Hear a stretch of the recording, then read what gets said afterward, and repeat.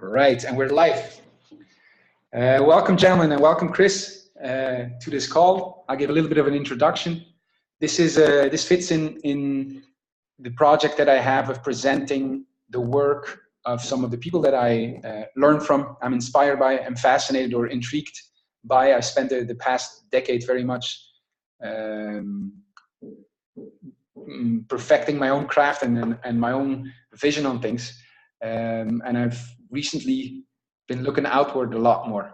And so I want to present the work of a couple of people. And today I want to present the work of Chris. Usually because he has very much intrigued me, I still don't have a good grasp on what he does. We still have not met, we yet have to meet. But from the calls and from talking to him, I get a very strong sense that he has a worldview that is very particular, that is very self-contained, and it's intriguing, if nothing more. I also seen the effect it has on the people that were on the calls before, and so that is more than good enough to talk again and to explore a little bit more what he does. Usually what I do in presenting the work of people is have an interview where I ask the questions, where I go a little bit deeper into the story of that person and what the works exist of. But Chris has asked me to bring on people on the call, and because he very much thrives on questions, and rather than presenting the work he does, he wants to show it how it's working right now. So his work will become clear as we have this call, as we interact with one another. That's also why I asked each one of you to prepare a question. I have a couple myself, but I just want to thank Chris and also everyone else here to be present, and we can go. I have a couple of questions first, but if Chris has something to say before we get going, go ahead. Well, firstly, just thank you for everybody who's shown up, and thank you for bringing me on, Hans, as you've always been quite interested and supportive, and you've brought me on previously in the past, and it's been very powerful, I felt, with the groups that we went on and we discussed with. So my intention for this call is to really allow the people on it take as much as they can take in any way possible from what I have to bring. I'd like the people that do ask me questions to have an intention behind their question. So ask me something purposefully, like you're actually looking to get something from it. Other than that, I feel we can just get into it. I'm assuming most people here on the call are not aware of who I am or what I do, or maybe they are, I'm not sure. Who is a bit familiar with the work of Chris? So we got recidivists. That saves the intro. Wonderful. But if I was to give a general intro to the work that I do, I've been working very deeply, first and foremost, with myself over the past 10 years full-time. And in the process, working with men and women very intimately, very deeply, in all matters of life, more so around the general spiritual evolution of the individual, spiritual development, which just so happens to cover and encompass everything underneath the bannerhead of being a human or being that human. So that is what excites me the most about the work. There is no area. It's all the same thing, and it's all inclusive. And how you do one thing is how you do everything else for the most part. And that's what's become one of the most interesting things for me as I've been working with individuals and myself as well. So on that, We can open up the floor, Hans, if you'd like. Before we go into purposeful questions, I thought of this question now. How are you feeling, Chris? How are you feeling at the moment? Energetic. Energetic. Orgasmic. If that word can make any sense right now. A little bit intoxicated because of the fumes that are pissing in the door. I think there's someone varnishing outside, so it's incredibly strong right now. So if I randomly fall off my chair, you can just continue to roll on with it.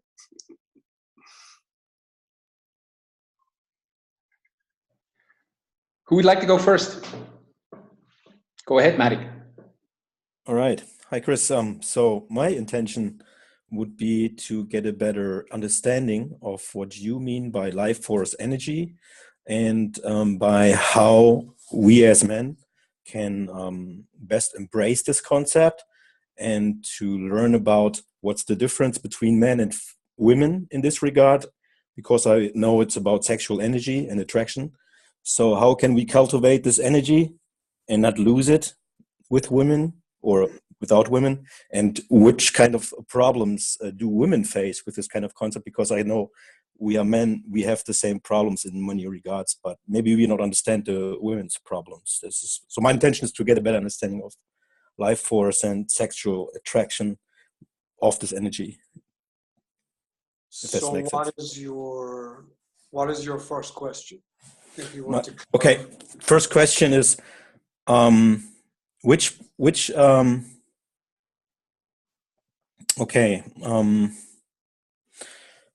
first question would be probably the first one I was asking is what kind of problems do women face nowadays because of and how do they not look into it? Like which kind of problems are they not aware of, and maybe we as men can take care of that?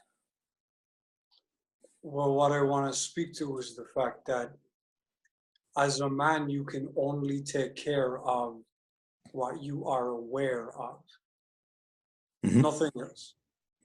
So reaching out and asking, how can I take care of a woman, or how can I engage with her in a way that's going to be of benefit to her? It's really going to come down to how well you know and understand yourself as a man first. Again, I'm not totally clear on the question that you're asking. Okay. I'd like you to get even clearer on it. All right. It feels very roundabout.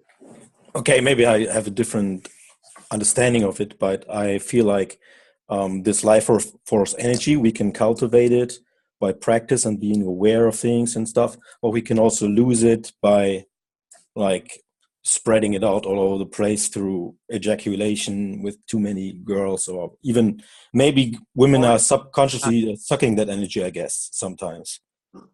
Like feeding off of that energy and not giving anything back. That's my understanding. Well, here's the thing. If a woman is feeding off of your energy, you're giving it to her. Nobody can steal anything from you. This is a very common misconception when people talk about energy. They assume that, oh, this woman is stealing my energy from me. This person is an energy vampire. Why it feels like she is stealing from you is because you're compromising as a man. You're allowing yourself to be in a situation with another person, in this case a woman, where her yes is not a yes for you, but you continue to stay there. So you actually leak energy from that. You see, anytime a man compromises, a man is leaking. We live in a society right now where men have become deeply compromising. Yeah. Because they think they need to look after everybody else before looking after themselves first. This is the main way you're going to leak energy. I see. By putting yourself underneath everybody else that you're engaging with. Does that make sense to you? It makes sense, but I have to think about it, marinate on it, so to speak. Peak energy also based on, sorry, I saw something come in from you, Hans, but it just disappeared again. Did you say something to me? I just wrote, put your oxygen mask on first, as they say on planes. Exactly. Yeah, because you're useless otherwise to everybody else. The main ways that men are leaking energy,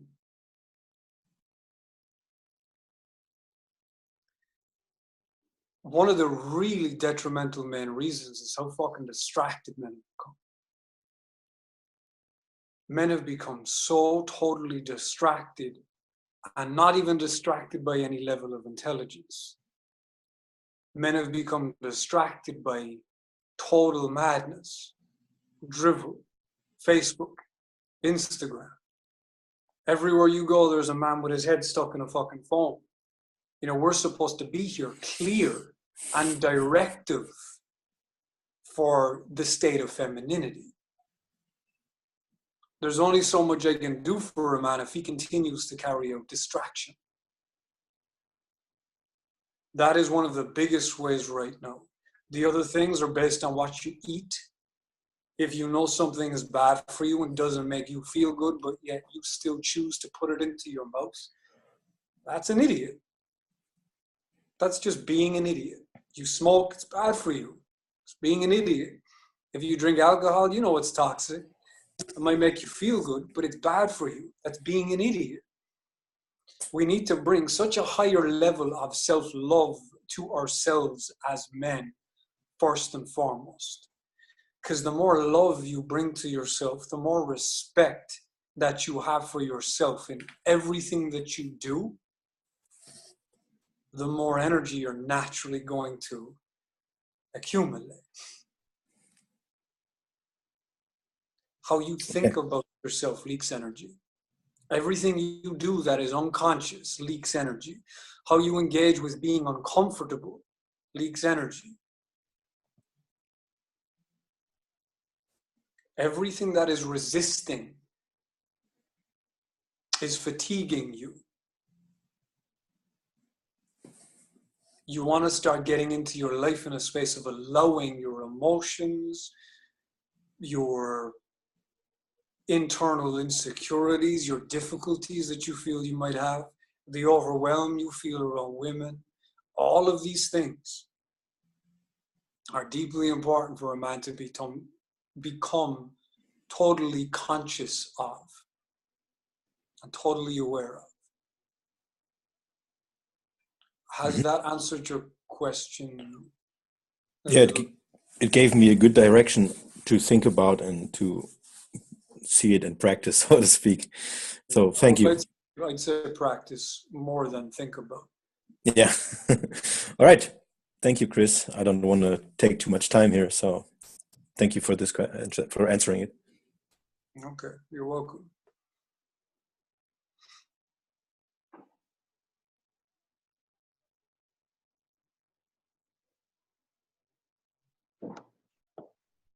Can you hear me? Yes. I want to jump on that. And it may sound maybe as a philosophical thing, but it's real life in a way.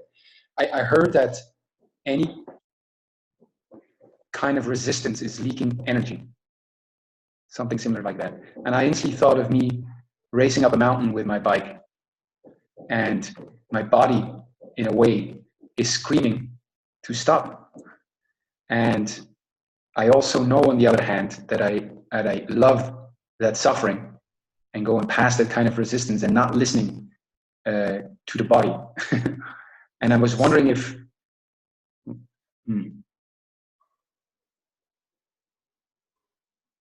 it seemed to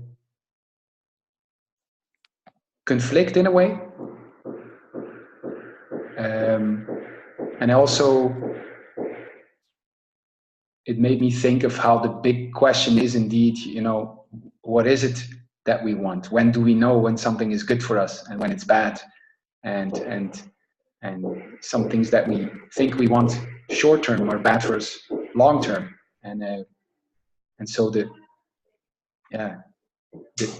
principle stops. It seems to me stops being clear in real life situations, such as racing up a mountain with my bike. It's a thin line. It's a thin line. I mean, that's how I relate to. That's how I relate to all of it. You know, you're conscious of it. You're very aware that you bring yourself to this point. Then you make a choice whether or not you want to move through it.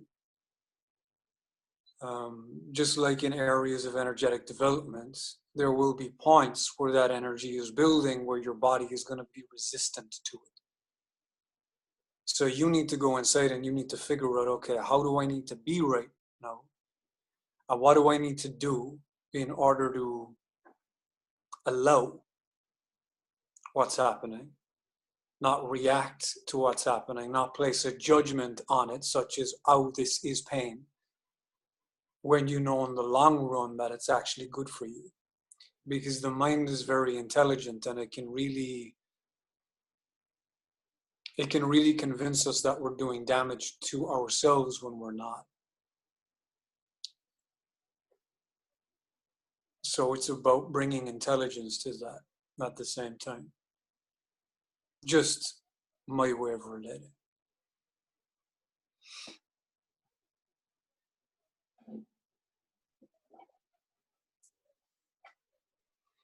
Yes.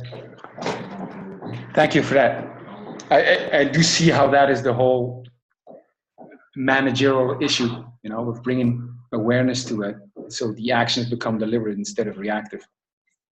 And yeah, it isn't solved by the principle, but it does give the direction of where we should be looking at.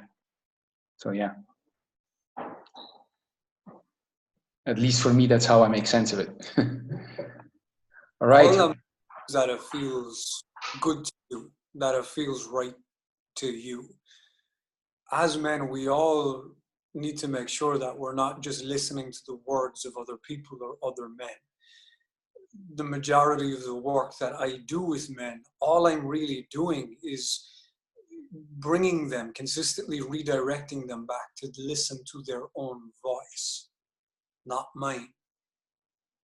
Because we are all innately godly, you know, we're all innately connected to that deep power that exists within men.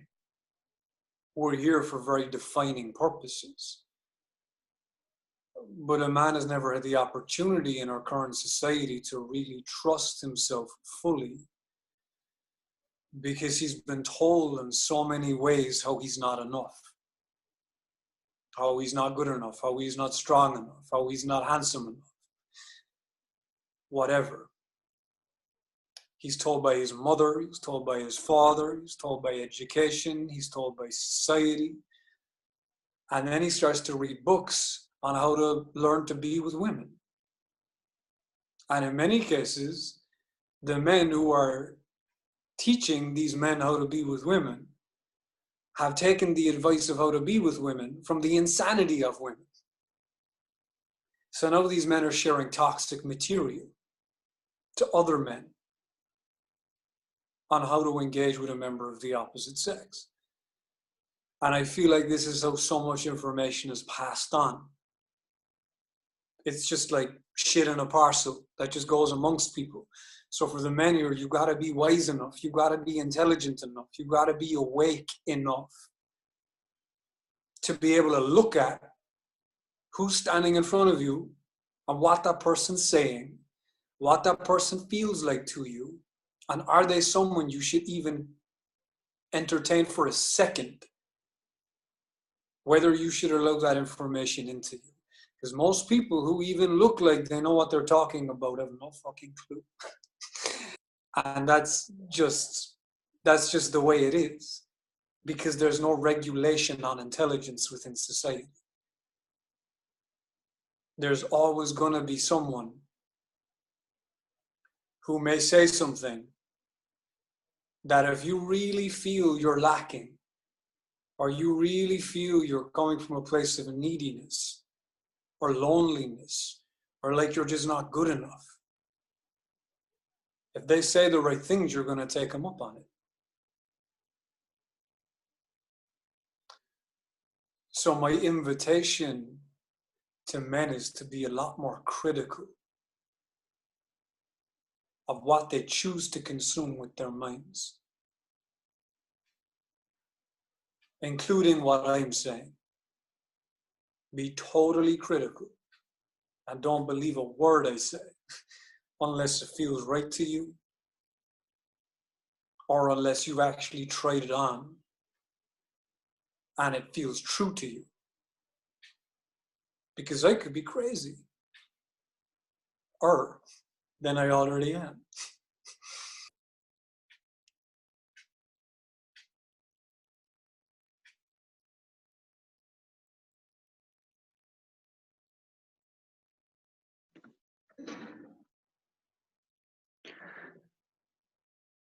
Camille, did you want to say something?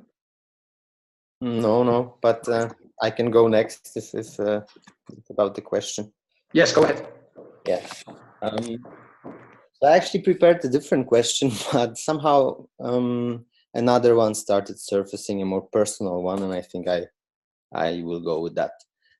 So yeah, I found about your work only several weeks ago, but listening to podcasts and read and watching some videos, I can see that you are teaching to really embrace the focus on building the awareness and embrace the boredom, how you call it. And it happens that I was actually doing this, working on this in my last 6 months, and this in connection with circulation of sexual energy. I remember in the beginning it was very, very uncomfortable, but I came to a point where I can now sit in silence for longer periods of time, some hours, and it's actually very, very comfortable, and it's actually quite ecstatic sometimes. And I wonder, in this phase, what would be the next thing to do for a person in this phase? Is just continue do the same thing, or what kind of advice would you give a person that arrived to this stage? I don't know what stage you're at. Okay. How could I ever possibly know that? I see. See, if you were actually at the stage that your mind is telling you you are, you wouldn't be asking me that question. Mm-hmm.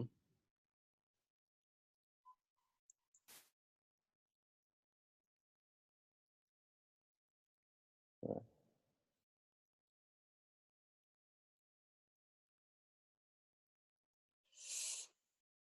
Yeah, so I assume that you would just say continue building your awareness, continue focusing on that. There's nothing else. There's nothing else to being here right now, sitting in everything that you've accumulated to this point in your life. Anything else is just a distraction to that. And why would you want to get caught up in the distraction? You see, this is your boredom creeping in saying, okay, now what's next? I've done the silence thing. What's next? No, this is it. There's nothing else there. And everything will get a whole lot quieter. And you'll feel a whole lot more as you continue on that process.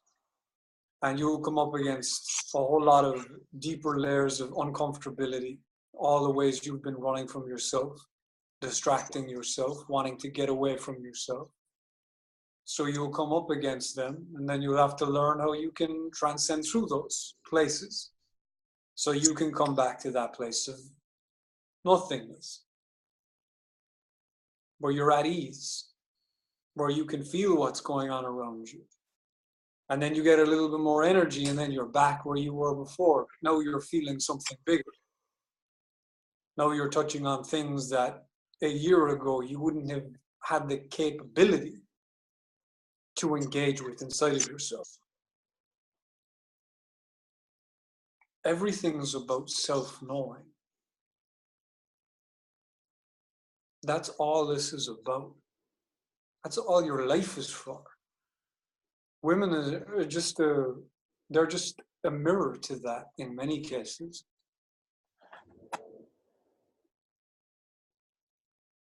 But men think that that will bring them to salvation. Mm-hmm. No, it's not there for you. She doesn't have it. Yeah, this thing, what next? That's right. That's a tricky thing. The mind wants complication. Yeah. It feeds on complication. Mm-hmm. And when it doesn't get it, it starts scrambling for it. Learn to start valuing the simple. Learn to start deeply valuing the most simple aspects of your life. Find pleasure. Look for the pleasure in the most simple things that you do. Because your power as a man will get so big so fast when you're no longer caught up in all the distraction that everyone else around you is. We live in a society of fucking addicts. Everyone is deeply addicted. Mm-hmm. So when you can vent yourself from that, you suddenly have a whole range of new faculties available to you internally.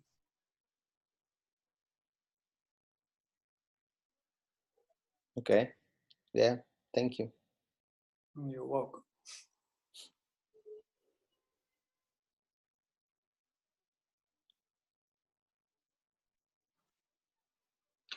It feels very meditative just to hear this conversation, both the question and the answer. Here's a question I had as you were having this conversation. When I look at how I've grown my self-awareness, I cannot really recall having moments where I've encountered something in me that I want to run away from, as you just said, Chris. Mm-hmm.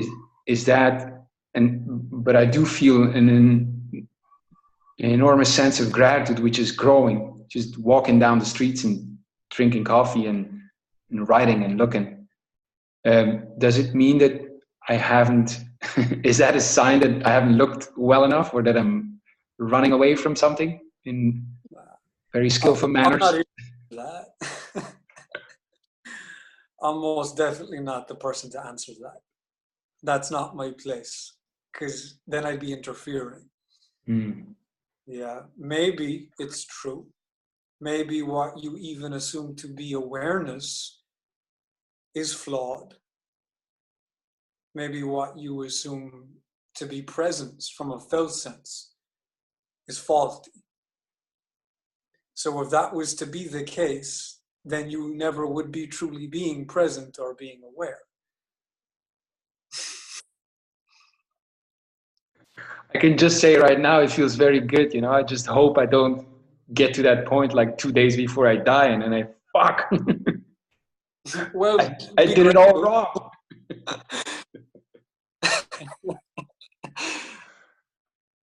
Yes. But no, it's not for me to answer that question.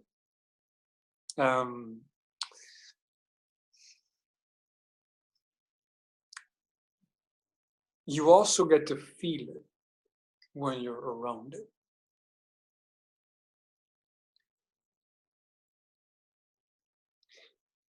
Everything is it's almost like everything is transmuted. It's always an osmosis type of a situation when you're around people, and people who are being in different ways, or they've reached different capacities in their life. So being around somebody who's actually present might start to give you a different feeling of, okay, wait a second, this feels strong. There's something going on here that maybe you have missed in yourself. So these are other ways, just like you get around someone who's really good at doing something that you want to be good at doing. It's not even so much what they're saying, it's how they get up and walk past you. It's how they pick the glass up. It's how they speak. It's how they breathe. It's how they engage in the way that they engage. There's many deeper subtleties to a lot of this. The loudest part of anything is rarely the answer. It's just a distraction.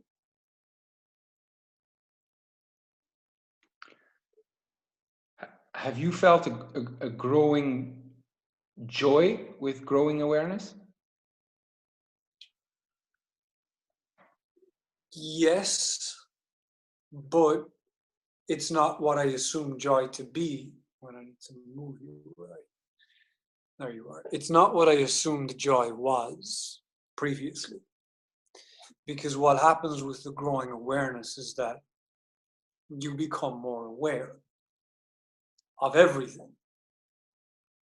The good things and the bad things, or the things on the left or the things on the right, or the positive or the negative, or the light or the dark, depending on how you want to see it. But awareness brings reality.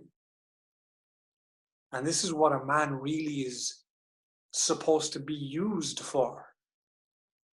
A vessel of realness, a vessel of reality. That it keeps the woman in contact with what is real. Joy becomes felt sense in ways that I personally never thought even possible. As an example, right now from an energetic standpoint, I'm buzzing from head to toe like someone's just plugged me into a wall. If I didn't choose to hold myself upright, I'd probably fall off the chair. It's very overwhelming at times. Because when you start to expand awareness, I hop on this call and suddenly I start to feel everybody on the call. And that's like a punch of instantly, which brings my energy level up. So now I'm feeling everything times 10. So there's a bittersweetness to it. You bring more awareness, you bring more energy, but then you got to see stuff for the way it is, for how things are actually functioning. And a lot of the time that reality check can be incredibly depressing because, you spent so long not even looking at it. You just missed it. But it will show you things that you haven't seen before. And when I work with a man, this is always where I want to bring him to. I want to have him be the brightest person in the room. Why is that depressing at times? Maybe depressing is the wrong term to use. It's humbling.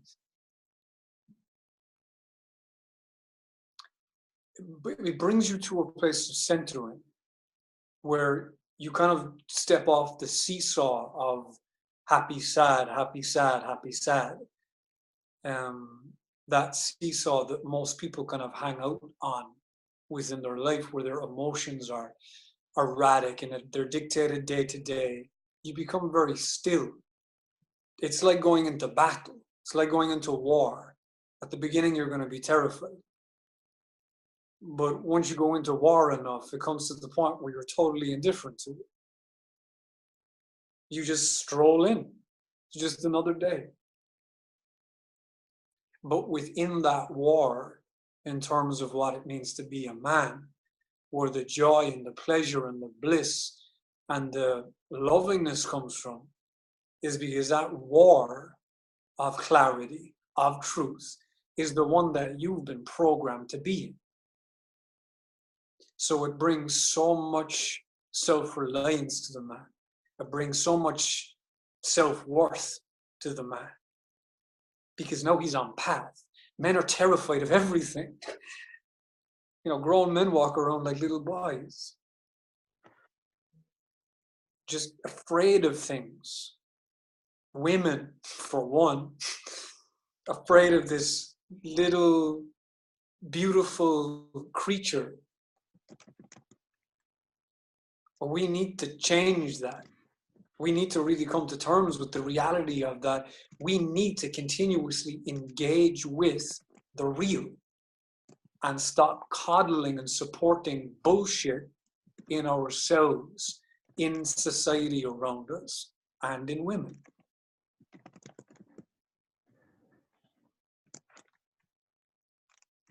This morning in a session, a man asked me, Chris, what do women want? It's like, can you tell me, I want to be a good man. What do women want? And I had to let him know that I don't give a fuck what a woman wants. It's nothing to do with me. I'm not here to give her what she wants. I'm here to bring to her what she needs. And what she needs is a man. What women need are men who are clear, who are grounded, who are not caught up in distraction, who are not reacting to life, but responding to life. And for a man to come to that place, one of the things he needs to start doing is killing every voice inside of him that is not his own. As a man, you need to be totally in alignment with the God, Lord and Savior of you. Nothing else. And you make no apologies for doing so. This is a beautiful man. This is a man who drags his balls along the ground as he walks into the room. I got a question to that. Mm-hmm. So, sorry if I interrupt you, but does this have any, okay, so do you think when a man would focus on his shame, what I'm afraid of is also the same thing I'm ashamed of, and if we can be like trying to face this fear, whatever it is, and the shame, so maybe I'm just asking, is it a key to embrace the shame, like not be ashamed of anything, like just be whatever we are? Is that what you say? The shame was never yours to begin with. The shame was put into you. The shame isn't yours. Yeah, I understand. I mean, like, but just like you say, just face it. Just that's me. It doesn't matter what others say. It's just what I am. That's who I am. That's it. Right? Yeah, what you've experienced. It's what you want to do. There's nothing for you to be ashamed of. And if you feel shame, you need to start bringing your attentiveness and your lovingness and your total commitment to it. I think that's great, man. That's really great. I really feel it. Good. Beautiful. I'm happy to hear that. Thank you, man. You need to choose when you put one foot in front of the other.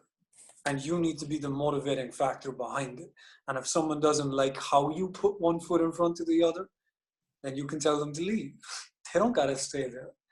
But a man never breaks the contact between him and his truth.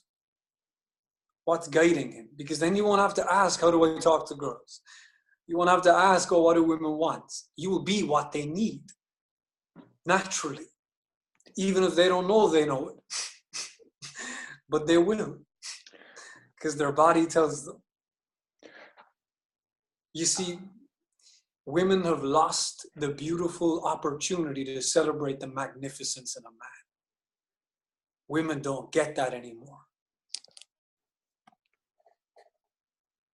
They don't get it. They never get to experience it. Because the man is always trying to be magnificent by her.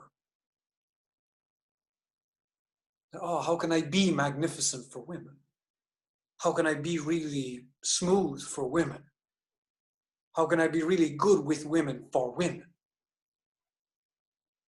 Fuck all of that. Place your focus on things that actually matter. Which is you having some sovereignty in your life. Which is you not losing yourself every time a beautiful woman walks past you. It's perfectly, totally okay to feel drawn and feel moved by her. Of course you're a man, but don't lose yourself to her. Because then she never gets to meet you. And if you don't walk over and bring all of you to her, then she's not meeting you. She's meeting the version of you who desperately needs her to like you.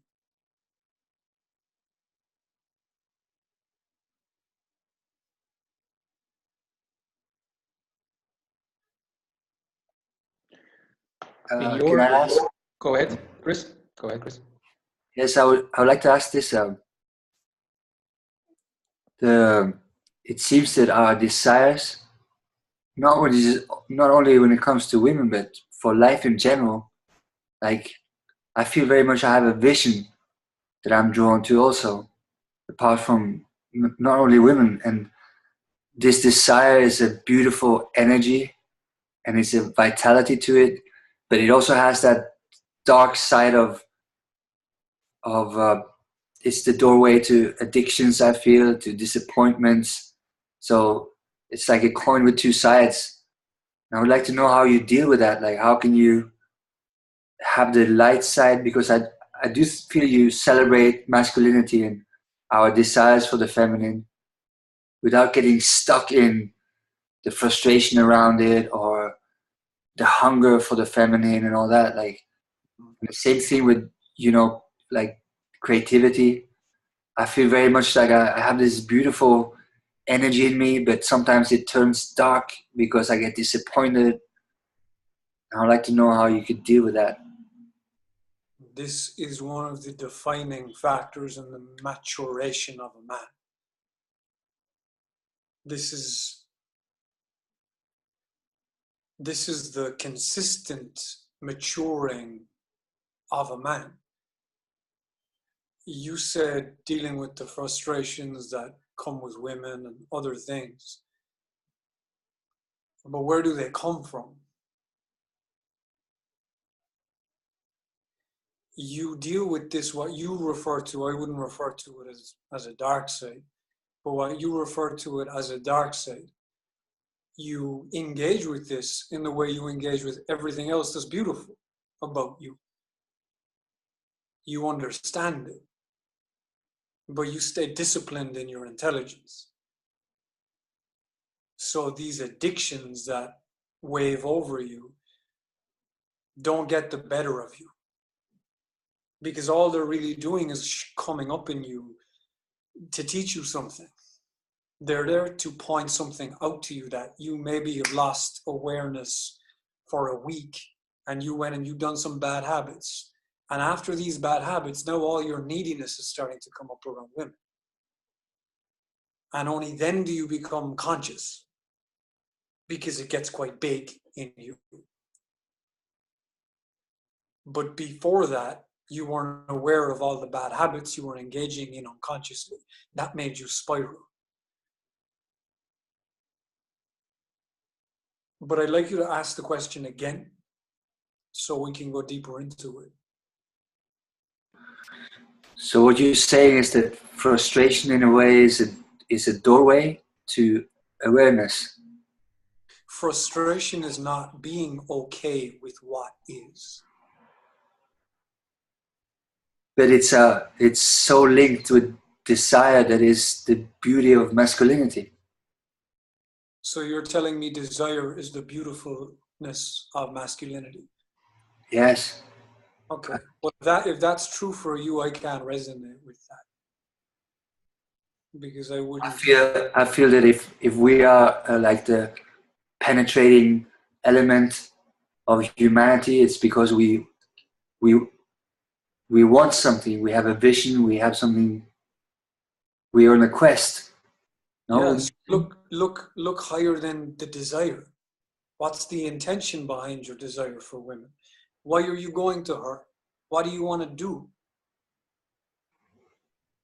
And the same with artistic creativity.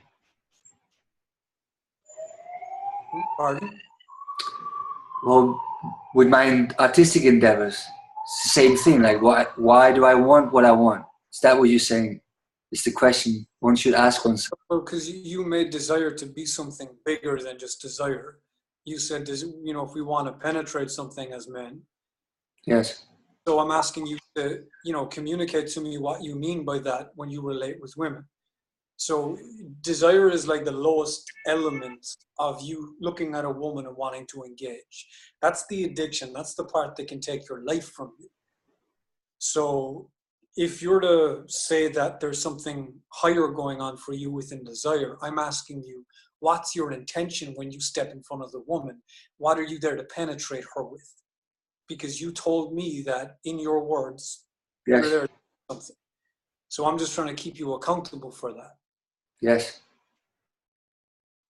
Well, What are you penetrating her with?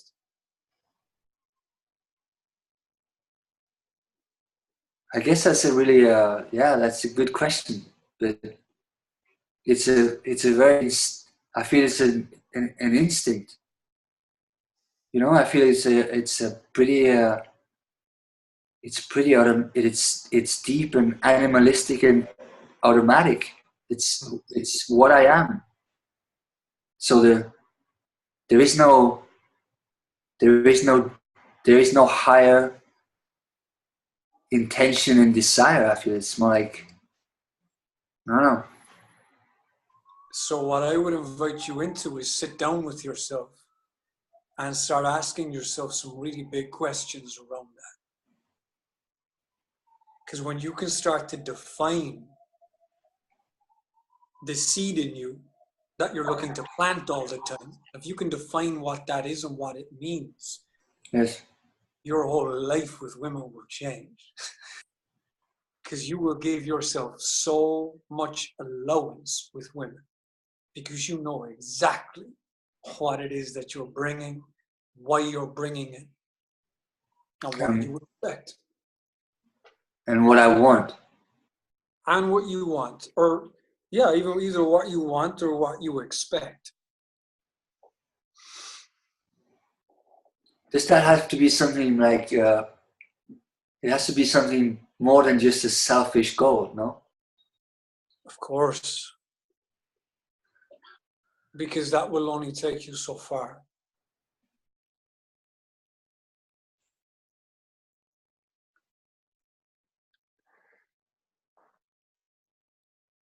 Yeah. Yeah, that's deep, because if life is trying to teach me something by these forever returning circles of, you know, the same thing comes back again and again, and I'm in this communication with life and I don't understand it. Well, sit down and start asking yourself some questions. That's the first way you start understanding it. You see your desires, you see your proclivities as they come up in you in life, and then break it down. Why is that coming up in me? What's the purpose of it? What does it want me to do with it? I really don't know. I do feel though that I'm getting, in a way, so tired of it that I'm more relaxed.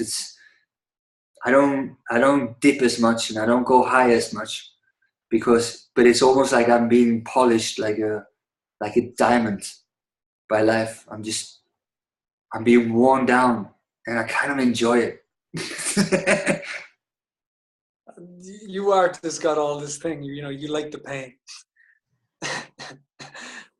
But there's less pain in it now than it used to be. Yeah, because you're getting used to it. It's stopping being as romantic for you. Yes. And now you're looking for a higher pursuit to fulfill that romanticness. I feel there's a new openness to the answers also because of this. Pardon, what did you say? That I feel more open to the answers because there's, I'm being worn down. I feel like I'm more mature in that sense. Yeah.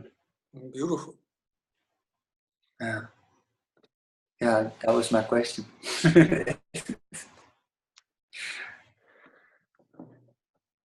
I feel a very strong urge to say that the whole conversation seems, or the whole endeavor, the whole challenge seems to be to find what is our voice, and discard the ones that are not really our voices, and that is the research and the awareness. And I give the example, and you can relate to this, Chris. I give the example of alcohol.